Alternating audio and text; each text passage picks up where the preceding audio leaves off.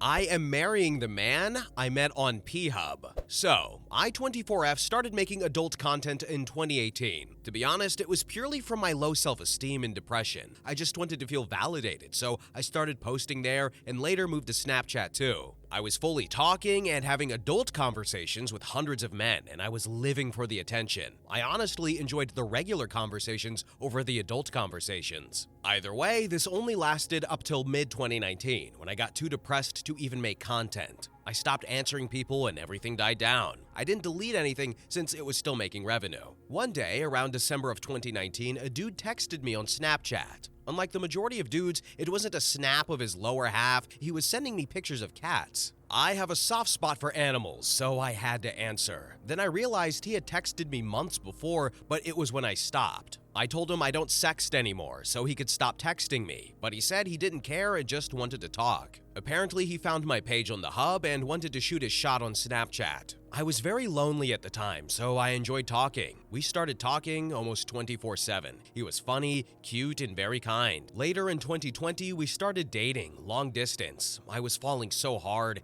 it's crazy now that I think about it. Up to this point, I haven't told anyone I was talking to or dating him. I eventually told my family I was in a long distance relationship, but I lied and said we met on Reddit, and since most of my friends and family don't know a lot about Reddit, they believed it. We eventually met in person at the end of 2021, and I got the confirmation I needed that I was fully in love with him. He was so handsome and so good with my family and friends. Also, even if you don't believe me, we were both virgins. I was just a horny virgin wanting attention back then. We were both each other's first time. He had to go back to his country, and I realized how crazy attached I was to him. He later proposed in mid-2022, and we are getting married in December this year. I still can't believe I found the one in the worst time of my life. We were both depressed and lonely and desperate for attention, and eventually found each other in a train wreck. Now we are both better and so happy, but I can't tell anyone our story, so I just wanted to tell strangers here. Edit. I just wanted to say thank you to everyone for your kind comments. My fiance and I read them and we love them, and died laughing from some of them. And so the ones asking for my hub channel, it's all gone. I got it deleted, so you can stop asking for it. Now here are some relevant comments. User 1 said, "Wow, that's a wild ride. You probably want to delete whatever off that channel though. Did you meet his family and friends?" I did. Once we got serious, I asked for the hub to delete my account and content, and it's all gone now. Same with that Snap account. And I did meet them. We told them the same story and we got along super well. Then user 2 commented and said, "Please don't go from LDR to married. Live together a bit first." We did. I didn't include that, but we lived together in my country from May to August. No problems came out. He's also moving temporarily with me on November, so I still have more time to live with him before the wedding. Then user 3 commented and said, "That's a really beautiful story. I wish you guys happiness together. I have a friend that fell for a content creator on one of those sites. He was never sure she actually liked him, but he still talks to her after she got off the site just about life and stuff. And I have to ask, how were you able to trust each other's intentions? This was a beautiful story, and I will be sending it to my friend." I think it was the fact that he didn't try to get stuff from me. It never came from him to sext or exchange pictures. He genuinely just wanted to talk. Also, I wasn't able to fully trust him until I knew a lot about him. I knew all of his personal info, home, family, and feelings. It's difficult to trust someone online when you don't even know their real name. And finally, he opened up a lot. He was transparent on his original intentions and his history online and with cam girls in general. I guess he's either fully transparent with me or he's playing the longest lying game in history. Then user 4 commented and said, "Dang man, this made me shed tears. Yeah, cause I'm lonely and alone, even desperate for love. I ain't handsome, nor do I have a ripped body to even attract anyone. Man, this sucks. I wish I had such luck. I'm crying. And yeah, congratulations to you, OP." I do have to tell you, neither of us are exactly the beauty standard. He's a very chunky man and I'm chubby too. I think we also bonded on that. So don't put yourself down. There must be someone for you out there. Update. 2 years later. Hi Reddit, I know no one asked for this update, but I was thinking about this post recently and thought, why not? It's been almost 2 years since I first posted about the story of how I met my now husband. I know some of you were worried about me and his intentions or thought that this might end up bad since we didn't know each other for long, but I'm here to let you all know I've never been happier in my life, and this was truly one of the best decisions I could have ever made. As I said in my original post, we got married in December of 2022. We had a small but beautiful wedding and he moved into my country. Not gonna lie, it was amazing seeing how he was so willing to leave his country behind to be with me. Lots of you warned me he could be a passport bro, trying to get a third world country wife to go back to his country to serve him. But it was quite the opposite. He left his very comfortable life back home to live with me in my little third world country, but dang, we are happy. As of now, we're just enjoying life here, living the best and happiest moments we both could have wished for. I won't lie, I still struggle with things from both of our pasts, but we work on them together and that has never actually affected us. All of this to say, there's hope for everyone. My whole life, I thought I was someone that couldn't be liked by anyone. I was always the fugly one of the group, and my mental health was on hell. But at the end, I can say it can get so much better. Finally, thanks again for everyone who heard my story back then and cheered me on. I really appreciate it. Man, I thought this was gonna be one of those like funny train wreck stories or something like that, but this was really wholesome and beautiful, and you can find love anywhere, and I think this story proves it. You know, a personal story of mine, I have a childhood friend who grew up to be an adult star.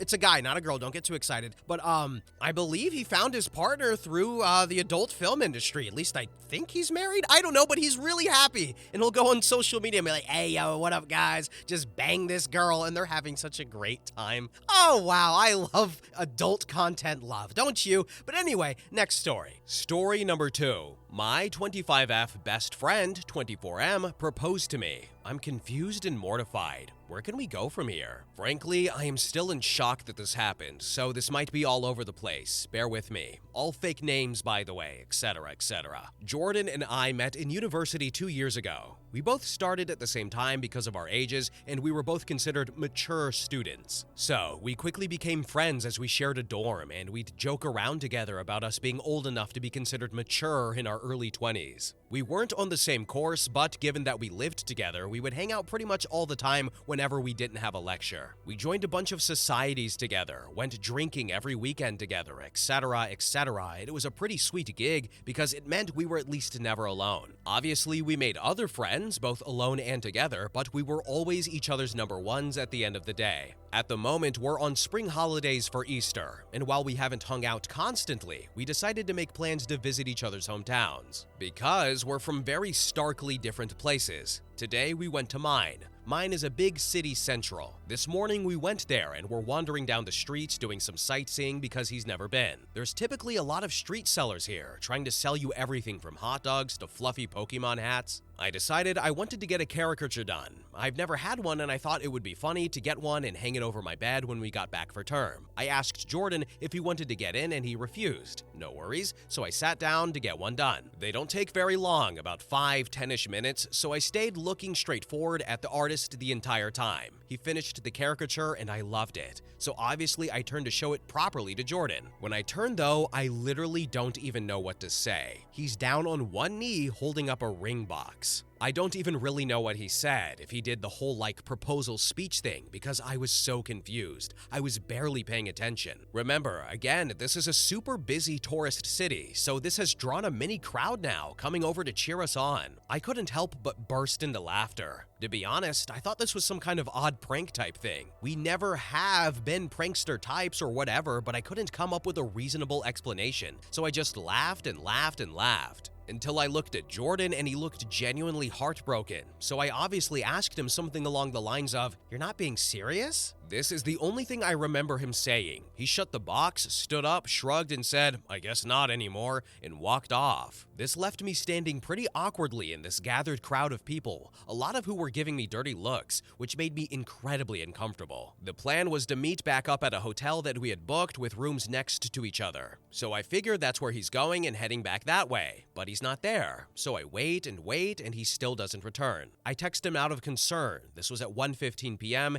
It's currently 6:20 4:20 p.m. as I'm writing this, just asking if he's okay. He responds with a long message back, which I would post because it's an odd read, but I won't out of respect for his privacy, in which he basically accuses me of leading him on and asking why I didn't break up with him sooner, saying I had publicly humiliated him and that he thought I loved him the same way and that he felt our relationship was strong enough to consider taking the next step. Now, this is completely out of left field. I literally have got no idea where in the world he's got this idea from. The closest we've ever physically been is a hug hello and goodbye. I've never even jokingly flirted with him for exactly this reason. I've had too many friendships collapse because they can't tell the difference between serious interest and joking banter in friendships, so I've been extra careful not to do so. We've never kissed, never been on a date, never had sex. I do not find him physically attractive and I wouldn't want to be in a relationship with him. I don't understand where on earth he's got this idea that we are. This isn't something that he's ever brought up before, and I'm genuinely bewildered. He hasn't returned to the hotel yet. I periodically knock to check, and I've been listening out for him walking up the hallway or anything. Nothing. I haven't responded to his long paragraph because honestly, I don't know how to. I'm just so stunned and taken aback that I genuinely have no idea where to go from here or what to do. I haven't told anyone I know in person yet, mostly because I don't want to bring this up to people who know Jordan, so here I am turning to strangers on Reddit instead.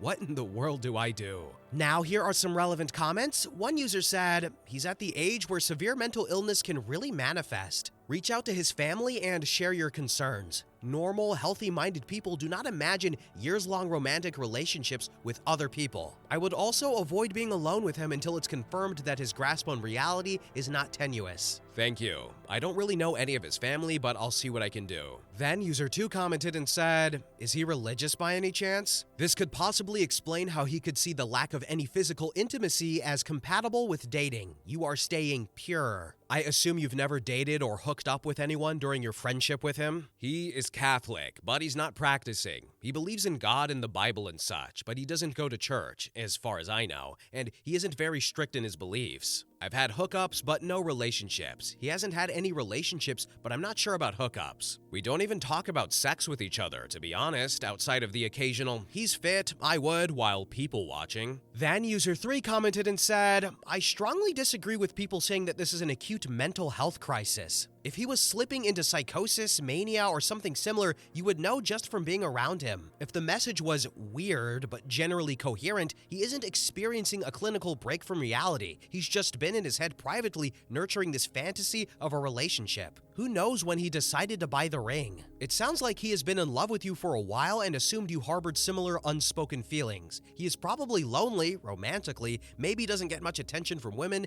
and it sounds like you have a pretty intimate friendship. Men tend to develop feelings for platonic friends or therapists more easily because they aren't accustomed to that type of intimacy outside of romance. As far as what to do, you are in an impossible position. His pride was hurt by your reaction because he's been caught up in a fantasy that was shattered. Your nervous laughter, which was very understandable, was probably close to a worst-case scenario, and he is taking it personally. You could reach out and offer some type of assurance or explanation, I wasn't laughing because XYZ, or I'm here if you want to talk, to mitigate bitterness or hurt feelings, but anything short of yes is still going to leave him wounded. Give him space and talk to someone you trust. I would avoid talking to his family/friends for now unless necessary, as it would only add to the feeling of humiliation. A failed proposal will often end a relationship. It might be the same with your friend. It sounds like he's angry and might go back into his head to protect himself by demonizing you. I'm sorry. This is actually a pretty reasonable take. Others have asked if I've noticed any different behaviors and such recently, and I haven't. This is the first WTF thing that's happened, and I haven't noticed anything change. His message is very coherent and clear, nothing out of the ordinary, a bit rambly maybe, and obviously contextually, the actual contents make very little sense, but the phrasing and grammar and such is all completely clear. So potentially, you're onto something. Update. Next day. Hey, I'm not dead. I'm back at my parents' house at the moment, and I'll be staying here until school picks back up in a bit instead of traveling around. It's nice to be home anyways. Update. Jordan did in fact not come back to the hotel. I stayed up until 1 a.m. before falling asleep and he didn't return. When I woke up the next day, the hotel staff let me know he had checked himself out at about 6 a.m.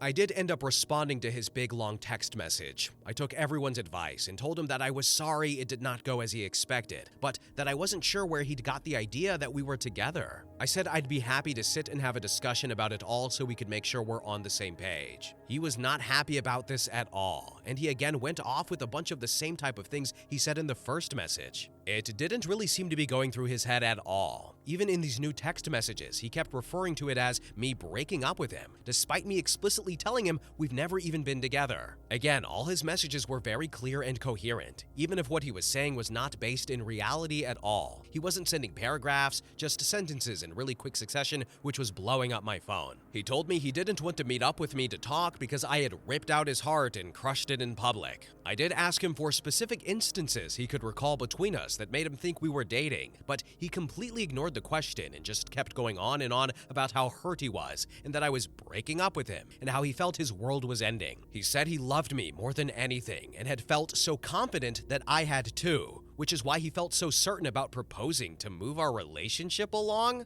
Eventually, to be honest, I grew pretty tired of the conversation and stopped responding because it was just going around and around in circles. Me asking where he got this idea, him ignoring this and telling me how hurt he is that I'm breaking up with him over this, etc., etc. He went on, saying he thought it would be a ring I like because it was my favorite gem, ruby, instead of diamond. It's got me wondering how much he actually spent on this damn thing. I didn't look very clearly at the ring, so I couldn't tell if it was something super expensive or not. He also said that he had been working up the courage to do so and propose for a while, and he figured doing it when I was at home would make it more special. For a while, he was just talking to himself in my text messages because I wasn't responding anymore. When I checked back about 20 minutes later, I had something like 60 messages from him. Granted, they were all one sentences. At the very end, he apologized and told me that it didn't matter anyway because I wouldn't see him around anymore. Obviously, I was concerned, so I asked for clarification. He said that he was going to drop out of university and go back home because he couldn't deal with the shame, and that's where our conversation ended. I didn't really know what to respond to that. As it stands right now, I don't really know where Jordan is. I didn't ask him, which is my bad.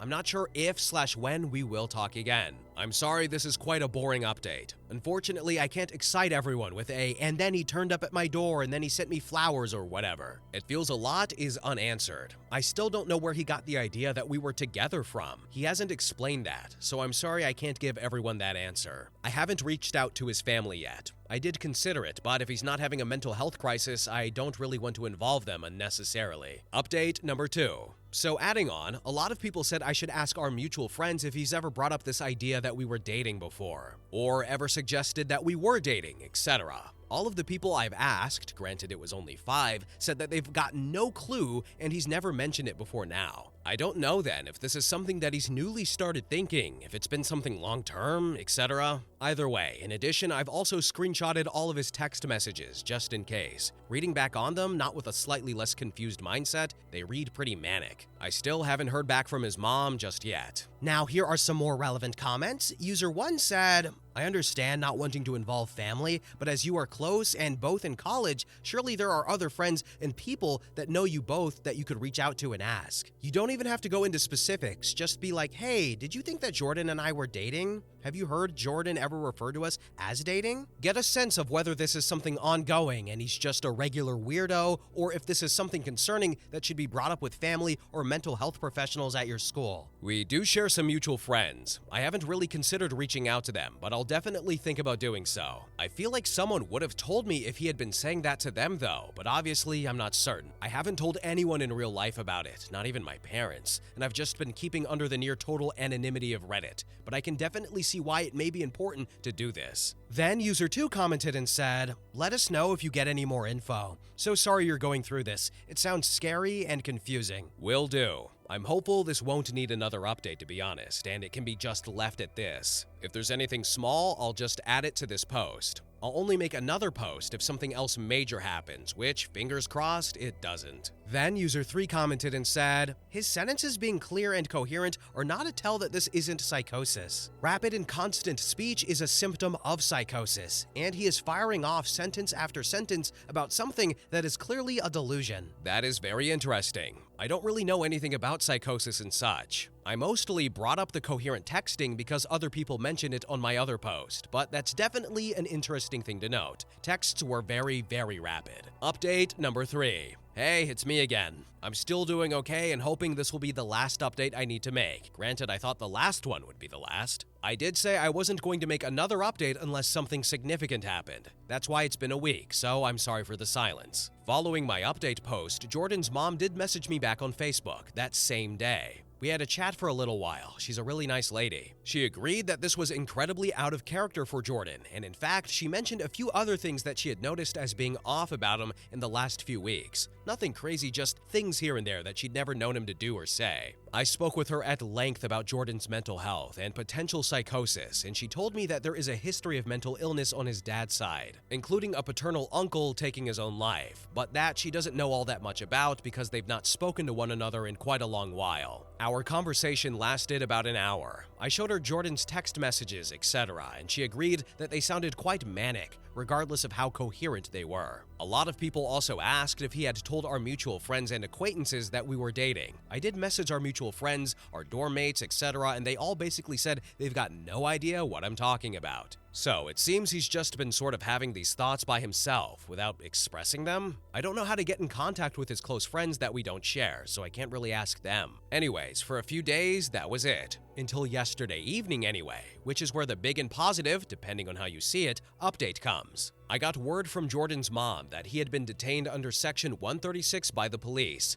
For anyone not from the UK, or who, like me, doesn't know what that is, from what I can tell, it basically means he was suffering from an obvious mental health disorder in public, with that person's behavior being concerning enough that they are a danger to themselves or to others, and police think they need immediate and urgent care. What I know from here is pretty minimal. I'm not sure where he has been taken to, but his mom said that he would be there for the day while they perform a mental health assessment, so I assume that's what they're doing today. She said that essentially he had been out in the streets yelling about things. She didn't specify what, and he was intimidating other people on the street. He was throwing things around and generally just causing a lot of issues. Police got called because people thought that he was drunk. They established that he was not drunk. Not sure if this is just from how he was acting or a breathalyzer, etc. I honestly don't really know how it works, and that's all I know. His mom and I again had a chat, and we sort of assumed that mental health/psychosis is likely right. The rejection of the proposal sent him probably into a spiral of getting worse in the last few days, bringing us to where we are right now. I do feel pretty awful about that. I'm doing my best not to blame myself, but it's hard not to feel like I caused it. Either way, he is currently with police and mental health professionals, etc., likely being addressed. I don't know how the system works, so I'm not sure what will happen beyond this point. If someone with more knowledge wants to chime in, please do. I'm hopeful, though, that this will mean Jordan will be able to get some help for whatever he is currently dealing with. My hope is therefore I won't need to update again,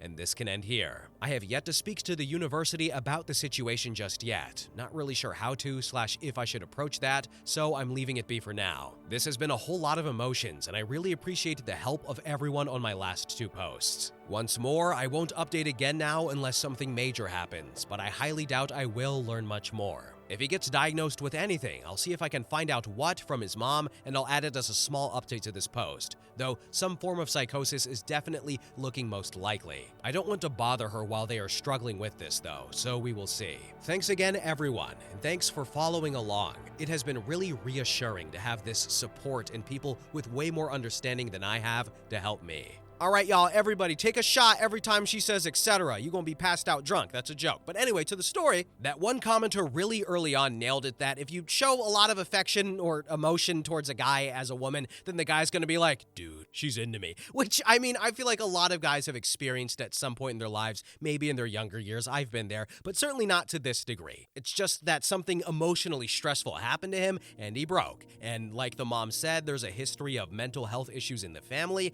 and it seems to be the case with Jordan, unfortunately. But thankfully, OP decided to reach out to the mom, decided to try and get to the bottom of this just for, other people's sake, but also her sake, and trying to help Jordan and going to her mom, because she did need to do that, but she did, and that makes OP an awesome person. But anyway, next story. Story number 3. An update almost 10 years later. Me 24M with my girlfriend 23F. Girlfriend has princess syndrome. Throwaway account because my main account can be connected to my girlfriend's blog. I've been with my girlfriend for about 5 months. We've been casual friends since college, but only began dating after she graduated. We get along really well. When I say princess syndrome, I don't mean that she is spoiled or entitled, because she isn't. Her clothes seem to take over her life. She dresses like a sort of fairy tale princess on a near daily basis, excluding at work. Long frilly skirts, lacy blouses, things like that. It works for her because she is very pretty and can pull it off. At first, I found it to be very endearing, but then I became aware of how much time she spends on her outfits. She runs a blog that has a sizable amount of followers, and she is constantly posting outfit pictures, links to clothing items, and whatnot. She spends a few hours a day on her blog at least. Then she spends time sewing items for new outfits or for her Etsy store. When we go out, we get a lot of stares at what she's wearing. I've also caught people sneaking pictures of her on their cell phones. This attention makes me uncomfortable. I have asked her to tone it down a bit, but she took that to mean not wearing anything in her hair when we're out together. I have told her several times that I love her just the way she is, but she seems to brush it off. I had hoped when she started her new job in the career of her choice that she would become more serious,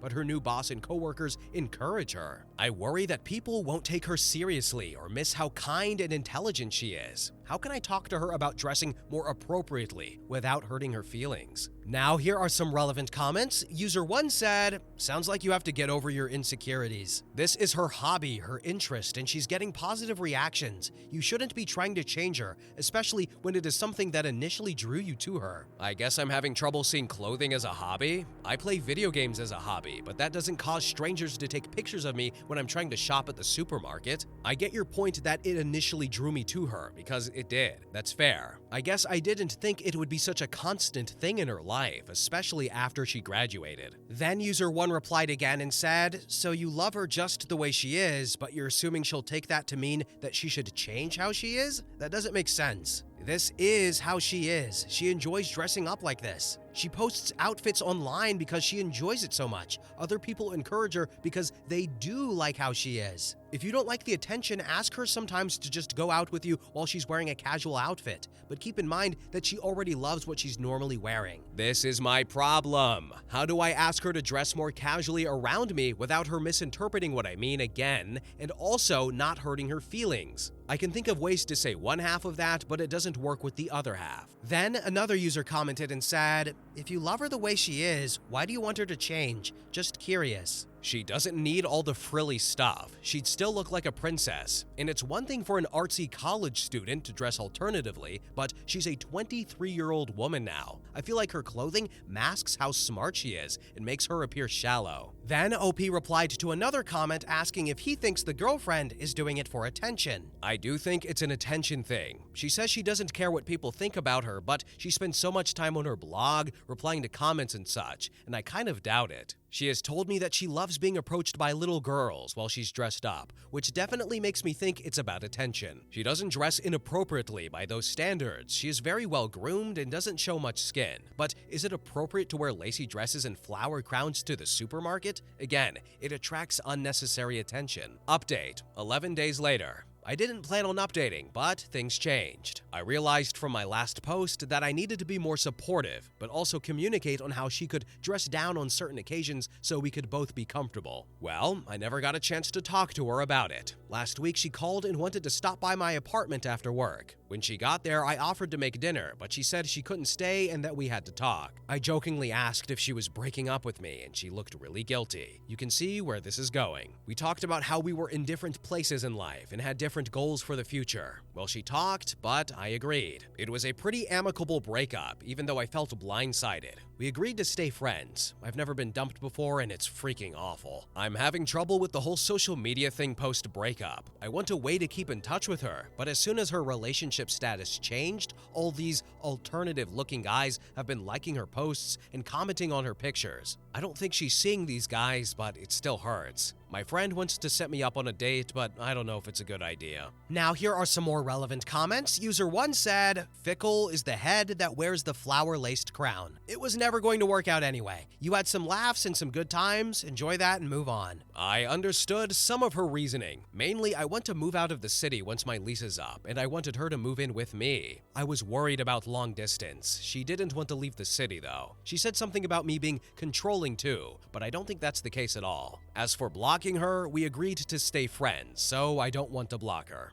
Update post number 2. 9 years, 8 months later. I was going through an old email and found this account again. I was surprised I could still log in, and even more by the amount of people who had reached out to me. It's a bit embarrassing to relive this breakup from almost 10 years ago. In retrospect, it wasn't meant to be, and I think I was reeling more from getting dumped than the loss of the relationship. I am 33 now and married to a wonderful woman, 31F, for 4 years. I learned my lesson about supporting my significant other's hobbies. My wife loves running and baking. We have a daughter who is turning 3 this year. I want her to be free to express herself how she likes, as long as it is safe, of course. I would do anything for them. I am still friends with my ex on social media. We don't talk, but we will like each other's posts sometimes. She is married to another woman who also dresses differently. It's not as frilly as she used to dress, but still unusual. Her pictures look like something out of Anne and Green Gables. She seems very happy on their farm together. And here are some final relevant comments. One user said, "Can we expect an update in 10 years when your daughter has become a teenager and developed princess syndrome? Anyway, congratulations on your life." Well, my daughter does love pink and purple, so maybe. Dang, a 10-year update. Oh my goodness, this guy grew up in the span of 1 second. It was just like this.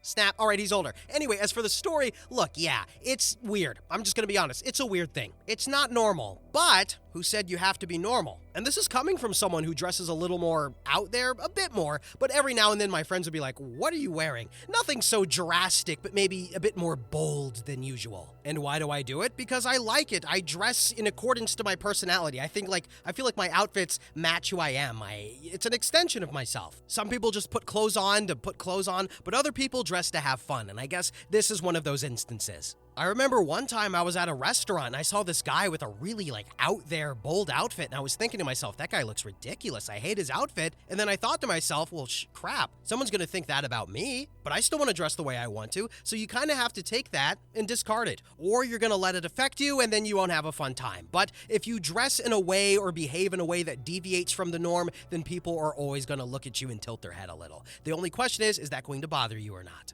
As for me, would I date somebody who dresses like a fairy princess 7 days of the week? Probably not, but that's her thing and she can do it. Am I the a-hole for not forgiving my son for what he did? So I, 53M, have 3 adult children, 26M, 24M, and 20F. I'm gonna skip the build-up and say we were a beautiful family until I thought my kids were the best siblings, until 24M slept with 26M's wife, and after the divorce, they got together and had a kid. 26M won't even acknowledge that he has a brother, and we have all completely cut contact with him. Unfortunately, this means that I can't see my grandkids, but when I last spoke to my son, I told him, "You sold your family for some disloyal sex. I hope it's worth it." Now, I haven't spoken to him in about 3 years, and we have begun to build my son back up to the man he was before. And we're having a small party for his birthday, and somehow, someone who didn't know the story asked about his brother. And I said, I don't know. And they asked what he does, and I said again, I don't know, and they started getting upset with me, saying that it's sad that a father doesn't know anything about his own son. I told them that he made his decision, and I'm not going to discuss this any further. Honestly, I have missed my son, but I can't begin to think of how much it would hurt my 26-year-old to have me disregard his feelings for those two. So, am I the a-hole? Edit. I apologize for my failure to communicate this effectively, but the affair happened for about a year before my son found out and the divorce happened. This happened 3 years ago, and they were all those ages at the time of the blow-up, and they are now 29M, 27M, and 23F. The ex-wife/wife in question is now 28 and was 25 at the time. They had been married for 4 years, and my wife and sister loved her. He was my wife's baby, and the first one to get married, and she would just adore anyone that made one of her babies happy. When my wife died, she took it as hard as any of us, so I really thought of her as my daughter. 26 was a lot like me. He was brash and hardworking, but kinda unambitious. My wife loved that about him, and they were always closer to each other than they were to me or the other kids. Whereas I liked to hang out with the kids that behaved more like my wife, my headstrong and highly ambitious son and daughter, 24 and 20. They were my favorite children. They were the ones that I went to bat for when fun met funds.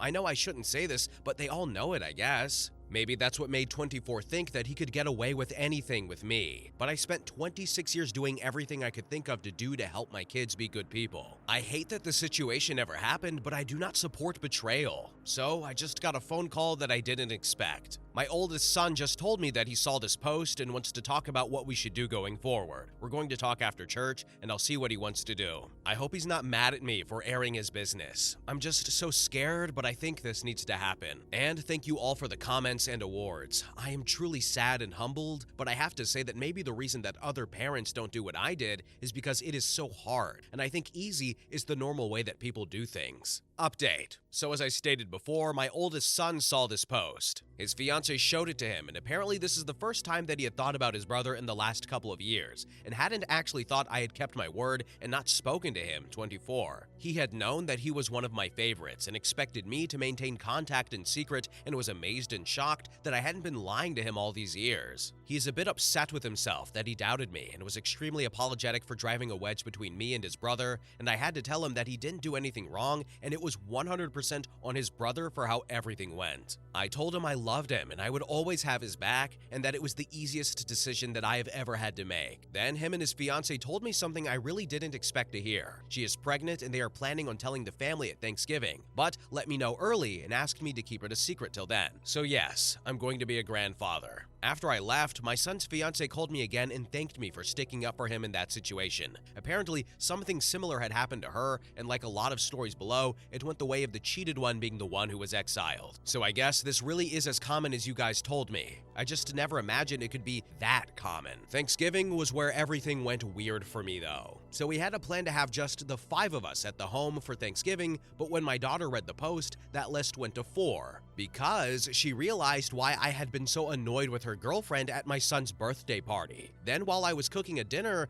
I got a tap on the shoulder and turned around, and it's 24 looking like he expected me to punch him. I almost did. 26 had apparently called him and asked him to come to dinner. I don't know why he thought surprising me like this was a good idea, but I guess he thought I would object, which I may have. 24 apologized to me, but I told him he didn't do anything to me and he doesn't need my forgiveness. I told him he hurt his family, yes, but he hurt his brother first and foremost. 26 said that he had already forgiven him and that it was okay for us all to move on. Now, I have made it a point that my children never see me cry. Not when my parents died, not when my sister died, not when my wife died. But I couldn't get away this time, and I cried for an hour straight. My sons both hugged me and my daughter came in and hugged us all. Then I heard this little voice say, "Why is daddy crying?" And I almost had a heart attack. This small, curly-haired kid standing next to a person who I swear would never set foot in my house, looking almost identical to my son. I didn't know what to do. I was not prepared for this, and this is not a person I felt deserved to see me like this. But the boy looked scared, and I couldn't be mad at a scared kid, so we stopped hugging, and 24 went to the kid and said daddy's okay, and he wanted him to meet his dad. He's a polite kid, and he's way better behaved than any of my kids were at that age. So yeah, this has been a bad trip, and I guess I have Reddit to thank for putting this years-long foolishness to bed. I just hope 26 is okay with this. I would hate to find out that this is a problem for him and that he is just doing all this for me. I want my children to be happy, and hopefully this is possible for all of us now. But it's only been a week, so I guess time will tell. Thank you, Reddit. So I don't really have anything to say for this story. Happy ending, I suppose,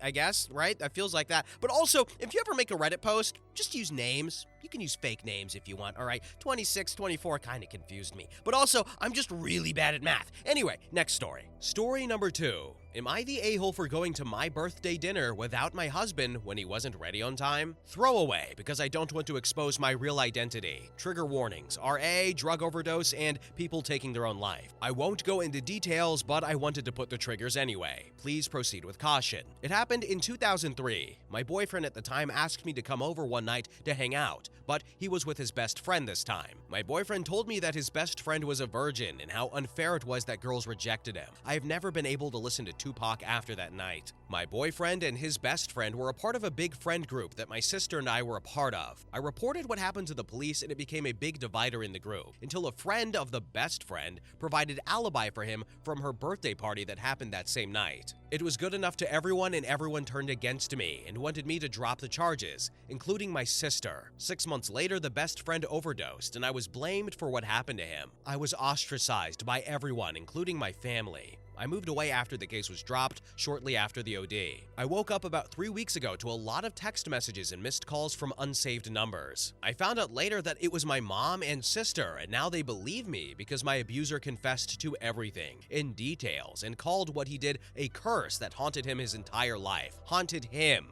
He wanted me to know that God was on my side and punished him on every single path he took, starting with the death of his best friend, and that he was tired now and couldn't take it anymore. He asked for forgiveness and for me to visit his grave so at least his soul didn't continue to be haunted. I got copies of his letter and video sent to me by strangers even, not only to me but my husband and children, none of which knew my past. I don't know what to do now. My husband and children are traumatized, and my family is bombarding me to forgive them. They want to meet my children and be a part of their lives. I don't even know if there is anything to forgive. I just want things back to normal before all this came out again. Would I be a bad person if I told everyone I don't want anything to do with them? My mom is apparently sick and is scared she wouldn't have the chance to see me before something happened. All I know is that I could finally listen to Tupac again. Then OP elaborated in the comment section and said, "It happened so long ago, and I have made a lot of effort to forget as much as I can, and I thought I succeeded, but I remember more than I want to admit. Sometimes I don't blame those who didn't believe me. It at least helped me move on and rid myself from resentment and understand why they didn't believe me. The alibi was somehow solid. A picture of the best friend and the birthday girl was sent on Messenger and some local chat forums, and the girl was wearing the same outfit from her party. She lived in a nearby town. I don't know if the police ever investigated that photo or the alibi. They kind of dropped the charges when the best friend died. There were two abusers, my then boyfriend and his best friend. His best friend died of OD 20 years ago. My boyfriend took his own life about 3 to 4 weeks ago." Now here are some relevant comments. One user said, "How did they get in touch with your husband and kids?" "Via social media. My children are not even talking to me, especially my daughter." Then user 2 commented and said, "If the guy had any money, you could sue his estate for his crime. Remember this, you owe your abuser nothing, and he was not a victim. You owe his family nothing. You owe nothing to the people who were against you. Nothing. Live your life well and surround yourself with good, supportive people you have now, not the a-hole." I don't think I can sue because the statute of limitation has expired. Is it expired? Anyway, in the video, he makes mention of leaving me money. I don't know if this is considered valid as a will. He has a wife and 4 children. Then user 1 commented again and said, "A lot of places massively increased their statute of limitations for civil lawsuits for SA and RA as a result of the Catholic Church's priest scandal. People have been able to sue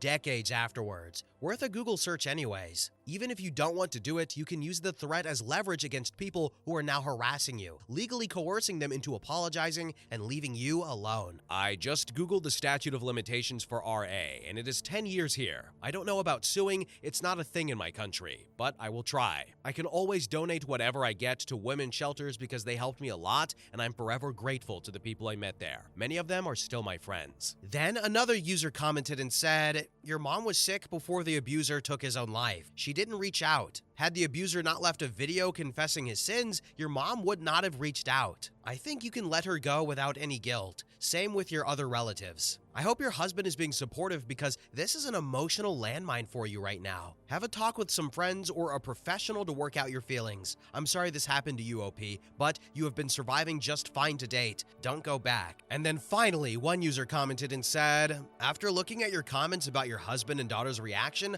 I highly recommend family therapy. You guys need to be given an opportunity to process the fallout as a unit." Neither of my children are open to family therapy, but I hope they are at least willing to do individual therapy to begin with. I don't want them to bear the shame. I've done enough of that, and I don't want them to experience what I did. Update, March 22nd, 2024, 5 months later. I don't know if you remember me. It has been a while and I forgot about my account here. I feel nothing but despair. My mom is very sick. I decided that I didn't want to meet her or any of my family, and yet one Sunday morning, they were at my door insisting to go inside, insisting to see me before she left this world. She cried because I looked old, not her beautiful girl anymore. Did she expect to meet 20-year-old me? I didn't utter a word, and I pushed my sister away when she cried and tried to hug me. They wanted to see my children, but I refused. My children were terrified. Now they have been trying everything to make me talk to them. I've tried to report them to the police, but they yet again proved themselves to be useless. My children aren't feeling well. We are in therapy, especially my son who doesn't even want to look at me, even now. My daughter is very compassionate, but I know that she is as confused and broken, but she has always been the kind that tried to make others feel better. My husband and I are separated. We started having issues. He was angry all the time. He couldn't look at me. He thought that I should have told him when we met, but I didn't, and now he felt helpless. He couldn't even touch me anymore. Do you feel repulsed by me? Do I remind you of what happened every time I have touched you? He was going mad, so he said that he didn't want to be with me anymore. I begged him to stay, not only because I love him, but because our children, especially our son, is hurting and we need to help him. But he said that separation is better so our son can get time off from being with me, I suppose, when he lives with his dad. My abuser's wife is suing me for the damage that her husband left me. They have 4 children who are all traumatized by what happened. They still live in my hometown and everyone knows them. Seeing what happened to my children, I feel nothing but sorrow for his children too. None of them asked to be born. The woman who provided the alibi was outed. I heard that she's lost her job and people are harassing her. Even with my past, these past months have been the hardest for me. I cry myself to sleep every night. I have lost everything I care about. I wish he never admitted to anything. He should have let the past be. Now, here are some more relevant comments. One user said, "Holy crap, I went through a few of your comments. I don't get the Tupac thing, but please tell me they didn't send the video of the actual crime to your husband and kids. You might not be able to sue for what happened in the past, but you can definitely sue for that. Your former family are terrible. They weren't happy with destroying your life once, so they had to do it again." The video before taking his own life was sent, yes. My children received it. Then the same user made another comment and said,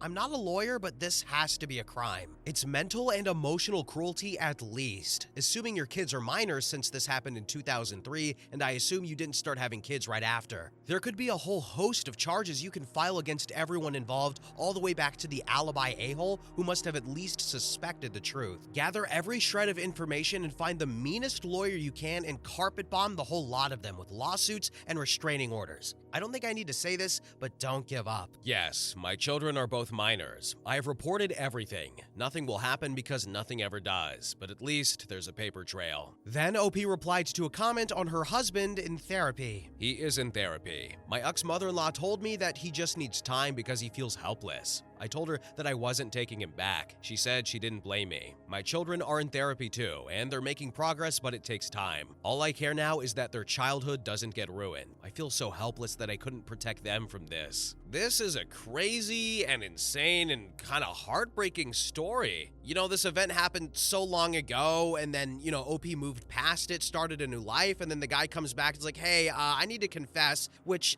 usually is a good thing, but it just caused this whole ripple wave and backlash, and the victim is being ostracized and bullied and targeted. The husband left, the relationship with the kids is strained. I don't really understand the Tupac thing, but it's just horrible that OP is coming out on the bottom of this again and is being forced to relive all of this. So I don't really have anything else to say. It's just really unfortunate, and hopefully she takes the advice of that one person and says maybe the lawsuits can come into fruition, but she says the police don't ever seem to do much in her country. The lawsuits probably don't seem to do much, so I don't know. But anyway, next story. Story number 3. Am I the a-hole for telling my mom she is dead to me if she mentors my bully? So my 16M mom, 40s, is a teacher at my school. Our school has a special elective you can take, which is being a teacher's aide during your elective period. It's mostly stuff like grading papers for them, making copies, mentoring, etc. It's pretty much always just the teacher's favorite student at the time. I found out at the beginning of the semester that my mom chose Dave, 17M, to be her TA. Dave has made my life a living nightmare since middle school. He has bullied me mercilessly, both physically and emotionally, since 6th grade. I don't want to get into everything he's done to me, but everyone is fully aware of it, including the school and my parents. There have been countless meetings with school administration and suspensions on his end, but it never stopped him. Since we've been in high school, I haven't had to see him as much, which is a relief, but the times that I do are always terrible. When I found out that he was her new TA, I was obviously very hurt and confused. I asked her why she would want to spend extra time with somebody who made my life so terrible. She said that she had him in one of her classes and that he really isn't such a bad kid, but he has a really terrible home life that she can't tell me about that makes him act out. For the record, my mom has always had a soft spot for kids who come from bad homes.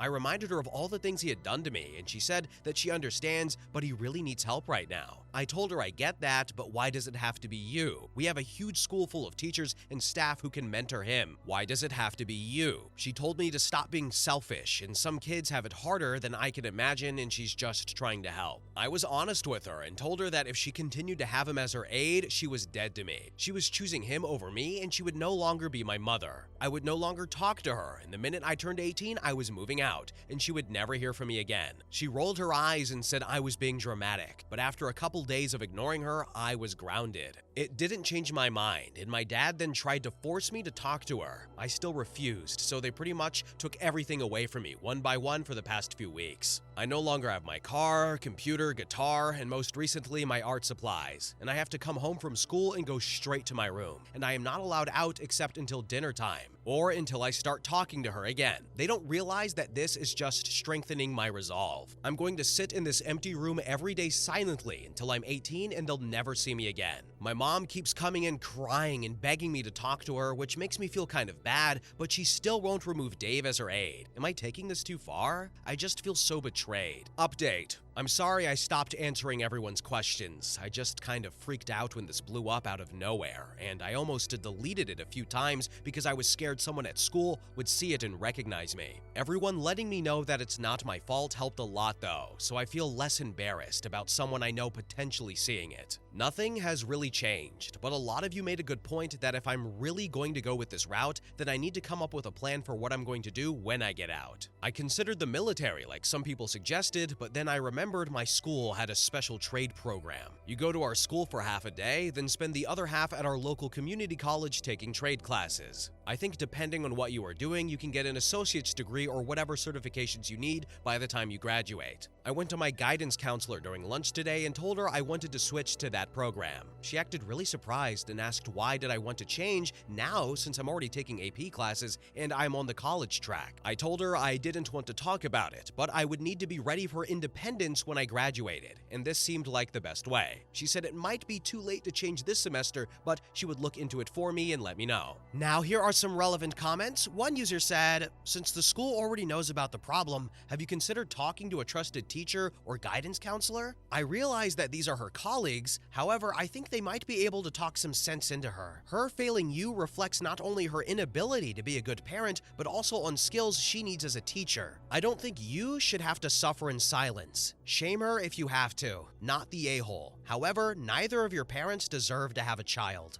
She got one of my teachers to pull me aside and try to convince me to forgive her. He said all that crap about only having one mom and whatnot. When he stopped talking, I asked if he was done and just left the classroom. As for other teachers, I don't really know who I could talk to. I am a quiet person and don't really form any close bonds with any of my teachers like some kids do. Then user 2 commented and said, not the a-hole. It seems like your mother, rather than helping him improve, is learning how to bully you. Is your father not seeing the damage being done to your family by all of this? Why is he okay with her being TA for your bully? And is it more important than your well-being? It seems like they have more empathy towards that bully, but not their own son. Frankly, if I could, I would surely go no contact with such parents. They already know what they are doing is wrong, but their superiority complex won't let them admit it. I don't think writing a letter will help your cause. My dad is kind of in the middle. He understands why I am upset, but thinks I'm taking it too far by refusing to talk to her. I know he's tried talking my mom into dropping Dave, but I think he just thinks it would be easier to control me than her. Then user 3 commented and said, I find it ironic that your parents not only chose your bully over your well-being, but also perpetuate the bullying. They are being bullies for punishing you for disagreeing, not the a-hole. And finally, user 4 commented and said, not the a-hole. I'm sure Dave has a rough life, but it doesn't excuse his cruelty towards you. I would be extremely hurt if my mom sided with my bully. Your mom should ask one of her colleagues to take him on as an aide and then tell Dave that. Given his prior history with you, it is no longer appropriate for him to be her aide. Update. To everyone who said my mom was sleeping with Dave, you are right. Just kidding, y'all are weirdos and watch too many videos on the hub. A lot has actually happened since last week, and while nothing is really fixed, I think things are going in the right direction. On Friday, I got called out of class to the guidance counselor. When I got there, my mom and the assistant principal were there as well. The counselor asked me to sit down and said that me changing tracks from college to trade, like I mentioned in my last post, was a big decision, and she wanted to sit down with my mom and me to figure out if this was really best for my future. She first asked me if I would fully explain why I wanted to switch. I explained the whole situation from my perspective and about how I was being punished. I said that if this is how I was going to be treated from now on, I wanted to become independent as soon as possible, and going to college would have me relying on my parents for longer than I would like. She then asked my mom if she had anything she would like to add. My mom tried to downplay the situation at first and make it look like I was just being stubborn and disrespectful, but as the counselor asked her more questions, it became pretty clear that my side was the truth. After this, the assistant principal stepped in and said that a teacher's aide was not worth all of this turmoil and that Dave would be switched with another teacher. The counselor then asked me if this would help me to start working things out with my mom. I said not really, because it wasn't even her choice and she hasn't even admitted that she's done anything wrong. She then asked my mom if she was willing to apologize for anything that happened. My mom gave a half-hearted apology where she said things have gone overboard and she never meant to hurt me so much. The counselor asked if I would like to apologize for anything as well, and I said not really, but nobody pressed me on it. The counselor then said about my transfer, it was too late for the semester. What she suggested is that my mom and I, and possibly my dad, should go to a family counselor for the rest of the semester. I would stay in my current classes, my parents would give me all my stuff back, and we could see if we can come to some kind of peace before next semester. She then asked my mom that if after that I still had not changed my mind, would she accept the class changes. My mom said no at first because she wanted me to go to college, but I told her that she had already failed me as a mother once, please don't do it again. She got really quiet and said she would agree to it if that was what I really wanted. When I got home, all my stuff was returned to me. I also started talking to my mom again. I just kind of felt like there wasn't a point to ignoring her anymore. I don't treat her like a mother or anything anymore, but I'll answer her if she asks me a question. It just feels like that now that I have a plan, a lot of my anger is gone, and I just see her as a person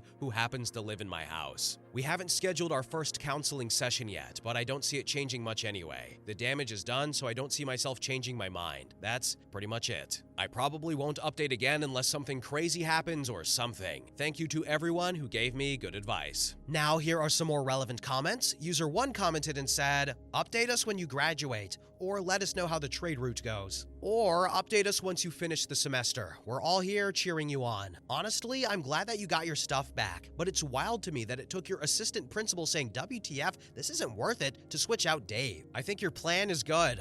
The fact that your mom hasn't apologized speaks volumes though. I won't count the half-assed apology. Then user 2 commented and said, wow, that is a kick-ass counselor. I am impressed. Like, I have to be the adult here, really? So mom, you were wrong. You were supposed to be a professional and you had to disappoint your own kid? Gross, you are off. Hey kid with potential, have your stuff back and please be a better person than your mom. Like me. OP, thanks for the update. I wished your mom was smarter. Your school counselor is awesome. Freaking by far the best I have ever heard of. And you should stick with your plans. I don't think there will be a counselor in college to put your parents in their places. I have read too many posts of parents threatening to not pay their kids' college. If you cut their wings sooner, perhaps you won't have to endure Thanksgiving, Christmas, and birthdays being trapped with their plans. See you around. And finally, user 3 commented and said, I'm so sorry your mother isn't capable of seeing how she's hurting you, but at least it's a change for the better. Yo, I love ignoring my kids' emotional well-being. Let's go!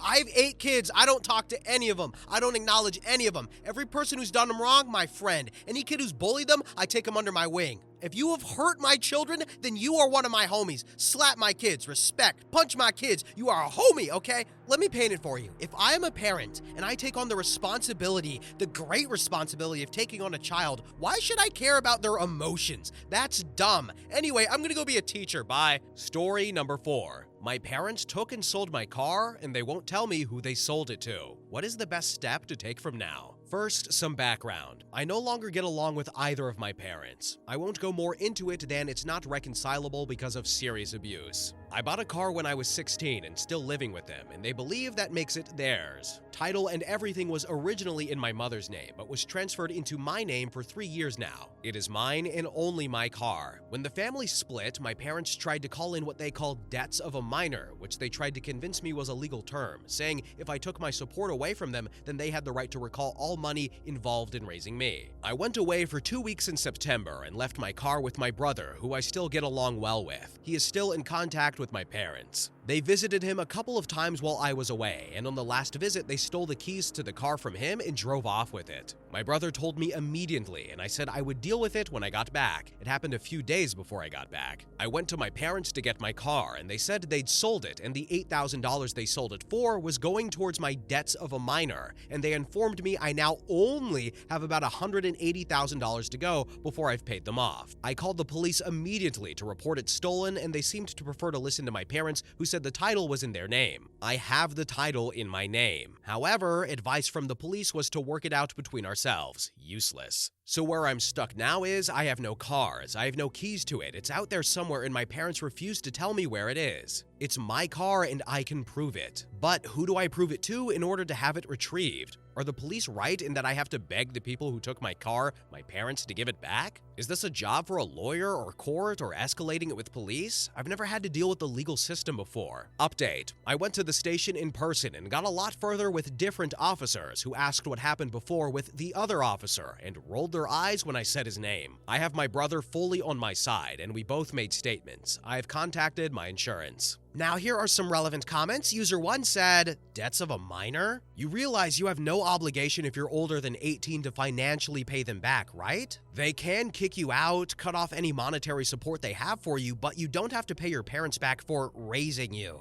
Also, if they sold the car in your name and the title was in your name, go to the police station with that and refile that it's been stolen and bring the proof. When I first left home, I realized very quickly that debts of a minor is not a thing. I owe them nothing. The title is definitely in my name, and I will try again with the police with documentation at the station. Then user 2 commented and said, don't call the police station again. Go down there with the title and registration showing that the car belongs to you and report it stolen. I'm not entirely sure you have to mention that your parents stole it and sold it. The person who bought it without a title will be SOL and need to be recouping their costs from your parents. After this all comes to light, there is a chance your parents will be charged. With the exception of the buyer, that would be the best possible outcome. Thank you for the comment. Is there any possible fallout on me from the buyer? Say if it was proven I was careless with the keys and that led to the whole problem? I hope that's not a stupid question. I'm not afraid to admit I'm really ignorant of the law and also paranoid about my parents and their actions. Update. 16 days later. All I needed was a more with it police officer. I went in person with all the documentation proving that my car is my vehicle, and with my brother, and stated clearly that my car had been stolen and sold and we knew who did it. The officer I dealt with this time treated everything seriously and listened to us both. I had my car back within 2 days. My parents had taken it, but they didn't sell it like they claimed. They were renting it to someone they knew. The car was retrieved from the rentee's house. I hadn't yet made a claim on it, so it was returned to me the day after retrieval. My mother has been charged, and I've also been questioned about my parents' drug use. I am over the moon that what they did, trying to rip me off, has shown a light on more of their behavior. I'm still trying to gain clarity with my insurer about possible internal damage to the engine or transmission and having that thoroughly checked out. But that's beside the point. As a bonus, this was the last straw for my brother. He had still been living under our parents' thumb, and this gave him enough reason to also cut them off and commit to acting against them. I have my car back and my brother back, more than I did before. Yo, I love stealing from my child, let's freaking go! I already did that last time, but anyway, I don't need to say that the parents are horrible people times 3 because we already know that they are. But the thing that really baffles me is the debts of a minor thing. It sounds so stupid. Oh my god, where did they come up with that? Because I'm almost impressed because it's like really clever but stupid at the same time. Like, yeah, you could definitely scare a minor or a child with that, but you know, one Google search or conversation later and someone's gonna look at you and tilt their head and say, what? Google's gonna be like, baby girl, that's not a thing. But all in all, good for OP. Thankfully, he got a better officer. It seems like the first one was just terrible if everyone rolled their eyes over him. And he has his brother with him, and the brother is no longer under the parents' thumb, and it seems like they're being investigated a bit more, so that's all good, and hopefully everything works out for OP and his brother. But anyway, we're at the end of the video, and everyone, you should have a great day, or else. There's no threat there. I just want you to have a good day. But thanks for watching. Bye-bye!